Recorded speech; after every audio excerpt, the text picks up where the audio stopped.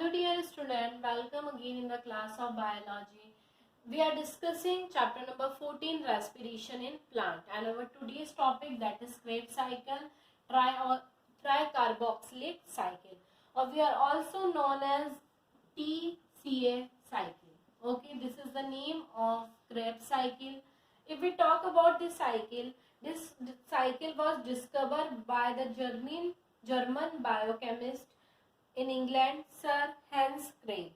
किसने इसकी डिस्कवरी करी थी? इसकी डिस्कवरी करी थी सर हैंस क्रैब नाम के साइंटिस्ट थे, जिन्होंने क्या करा था, इस साइकिल की डिस्कवरी करी थी. उसके नाम पे इसको बोला जाता है टीसीए साइकिल, क्रैब साइकिल और ट्राइकार्बोक्सिलिक साइकिल.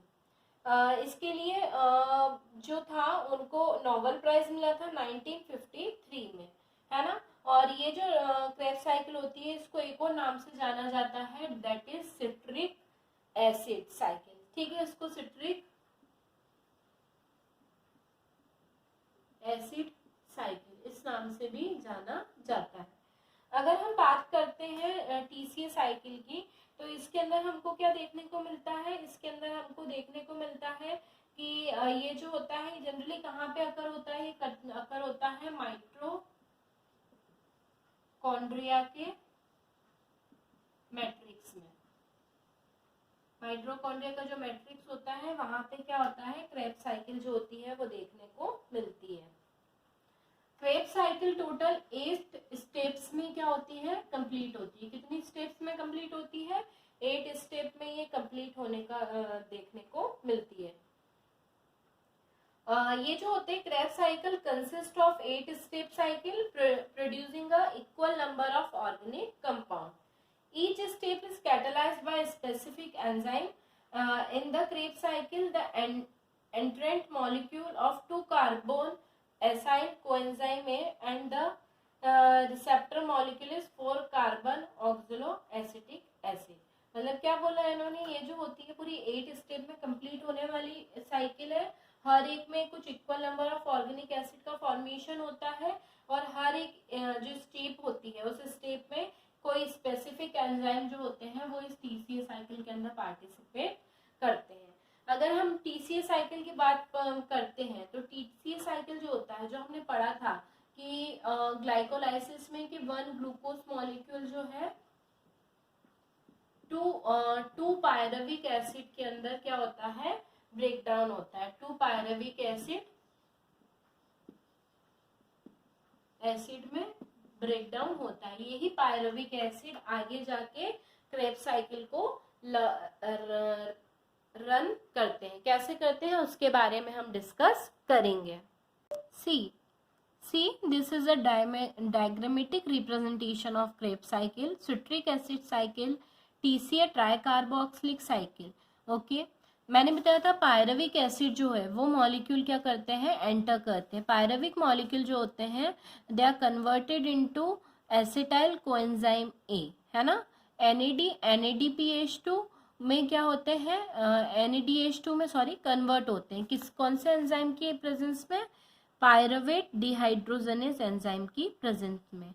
ये जो पायरुविक एसिड जो एसिटाइल कोएंजाइम ए में पहुंचे हैं, ये ही एसिटाइल कोएंजाइम ए कहाँ एंटर करता है, क्रेब्स साइकिल में एंटर करता है. जैसे ही ये क्रेब्स साइकिल में एंटर करता है वैसे ही जो कोएंजाइम है वो इससे रिलीज होते हैं और सिट्रिक एसिड साइकिल जो होती है, सिट्रिक एसिड जो होता है उसका फॉर्मेशन होता है. इसका फर्स्ट स्टेबल कंपाउंड जो होता है वो सिट्रिक एसिड होता है, इसलिए इसको सिट्रिक एसिड साइकिल के नाम से भी जाना जाता है. सिट्रिक एसिड साइकिल जो है एकेटोनेज एंजाइम की प्रेजेंस में सिस एकेटोनिक एसिड में कन्वर्ट होता है.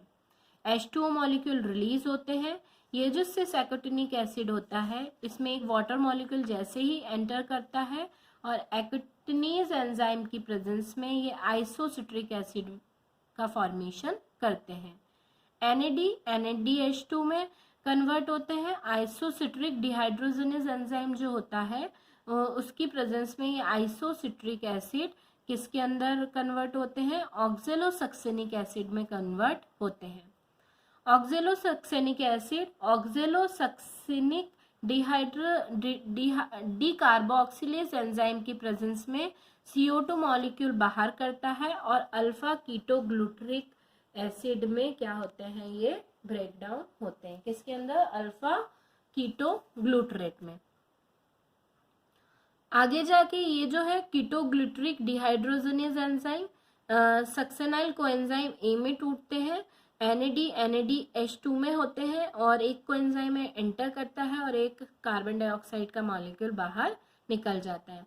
जैसे ही सक्सेनाइल कोएंजाइम ऐसे कोएंजाइम में बाहर निकलता है और वाटर मॉलिक्यूल एंटर करता है तो ये बनाते हैं सक्सेनिक एसिड, ठीक है। और इसमें एक एनर्जी की एक चेन चलती रहती है, ADP GTP ADP GDP का फॉर्मेशन करते हैं और ये फिर से ADP और GTP में टूटते हैं और ये साइकिल एक अलग से चलती रहती है, एनर्जी फॉर्मेशन और सक्सेनिक एसिड का फॉर्मेशन होता है। सक्सेनिक डिहाइड्रोजनेज एंजाइम की प्रेजेंस में FADH2 में टूटते हैं और ये सक्सेनिक एसिड फ्यूमेरिक एसिड में कन्वर्ट होते हैं।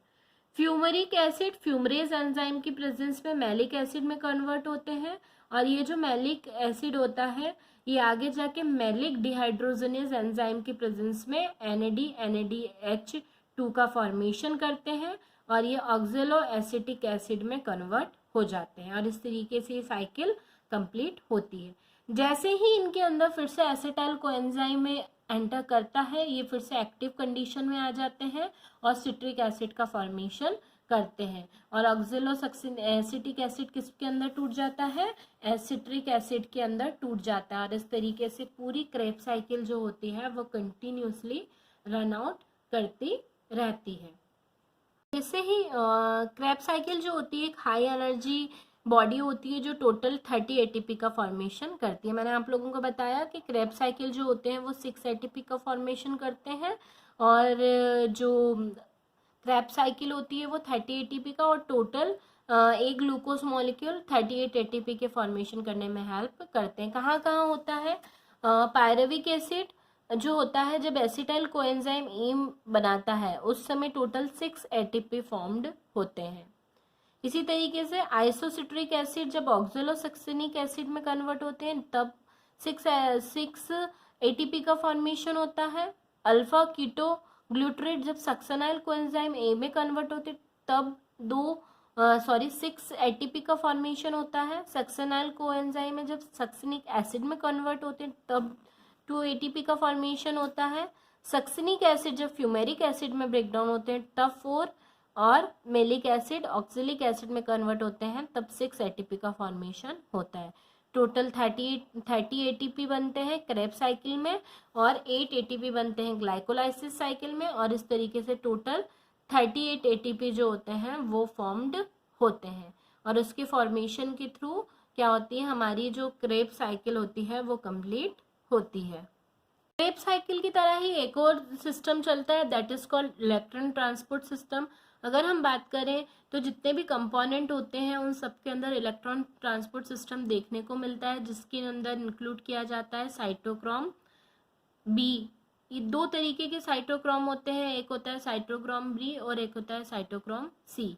ये जो होते हैं ये यूबिनोक्विनोइन और फ्लेवोप्रोटीन से मिलके बने हुए होते हैं और इनके अंदर ये जो होती है इस तरीके से पूरी एक जो होती है ट्रांसपोर्ट चेन देखने को मिलती है। जनरली जो हमारी जो सेल होती है उसकी सेल मेम्ब्रेन के अंदर जो साइटोप्लाज्म होता है वहाँ पे और उसके मैट्रिक्स में ये इलेक्ट्रॉन ट्रांसपोर्ट चेन देखने को मिलती है। अगर हम बात करते हैं ग्लाइकोलाइसिस से जो NADH2 बने होते हैं वो यहाँ पे एंटर करते हैं और ये पूरी प्रोसेस जो होती है वो देखने को मिलती है। इसमें क्या होता है जो हमारी इनर मेम्ब्रेन स्पेस होती है और इंटरनल मेम्ब्रेन जो होती है इसके अलावा मैट्रिक्स यहाँ पे ये पूरा जो ट्रांसपोर्ट सिस्टम होता है वो देखने को मिलता है।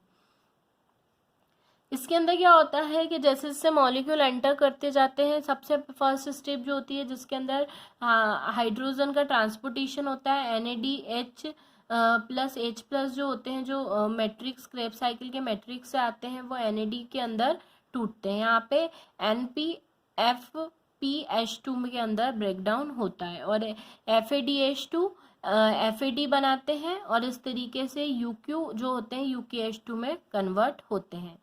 यहाँ से एक हाइड्रोजन मॉलिक्यूल निकलता है और साइटोक्रोम B रेडॉक्स रिएक्शन जो होती है वो देखने को मिलती है, और एक फिर साइटोक्रोम ऑक्सीडेज रिएक्शन का परफॉर्म करती है। इसी तरीके से फिर इसके अंदर फेराडॉक्सिन S ऑक्सीडेशन और फेराडॉक्सिन R ऑक्सीडेशन देखने को मिलता है। और इस तरीके से क्या होता है 4 स्टेप में ये जो होती है 8 स्टेप में ये पूरी साइकिल जो होती है वो देखने को मिलती है, जिसके अंदर ये जो फेराडॉक्सिन S जो है ऑक्सीडेशन और रिडक्शन, इससे एक हाइड्रोजन मॉलिक्यूल के एंटर करने से ये UQH2 UQ में ब्रेक डाउन होते हैं और साइटोक्रोम C1 ऑक्सीडेज और रिडक्टेज का फॉर्मेशन होता है। साइटोक्रोम C रेड जो होते हैं रिड्यूस जो होते हैं वो जो साइटोक्रोम C ऑक्सीडेज में बनते हैं, और इसके थ्रू साइटोक्रोम A3 ऑक्सीडेशन और रिडक्शन मॉलिक्यूल बाहर निकलते हैं, ATP का फॉर्मेशन होता है, और इस तरीके से जितने भी इलेक्ट्रॉन होते हैं वो इन और आउट वे में क्या होते रह जाते हैं, ट्रांसपोर्ट होते जाते हैं। इनके ट्रांसपोर्टेशन के थ्रू क्या होता है, इलेक्ट्रॉन जो होते हैं एंजाइम में साइटोक्रोम ऑक्सीडेशन होता है, टाइटली बाउंडेड होते हैं इनर माइटोकॉन्ड्रिया मेम्ब्रेन के अंदर जो होता है इनसेपरेटेबल साइटोक्रोम A और साइटोक्रोम A3 कंपोनेंट बनते हैं, और ये पॉलीपेप्टाइड चेन से कंसिस्ट होके है ना CU आयनों का फॉर्मेशन करते हैं। और ये दोनों जो होते हैं आयरन और कॉपर वो रिवर्स चेंज करके ऑक्सीडेशन स्टेज में इलेक्ट्रॉन ट्रांसपोर्ट करने का काम करते हैं, और इस तरीके से साइटोक्रोम का ऑक्सीडेशन जो होता है वो कंप्लीट देखने को मिलता है। किसके थ्रू, इलेक्ट्रॉन ट्रांसपोर्ट चेन के थ्रू। और इस तरीके से हमारी जो रिएक्टिविटी होती है इलेक्ट्रॉन ट्रांसपोर्ट चेन की वो क्या होती है, कंप्लीट होती है। और इसी के साथ हमारा आज का topic electron transport chain and Krebs cycle is now finished. We are discussing next topic in next lecture. Till then student, have a nice day. Goodbye.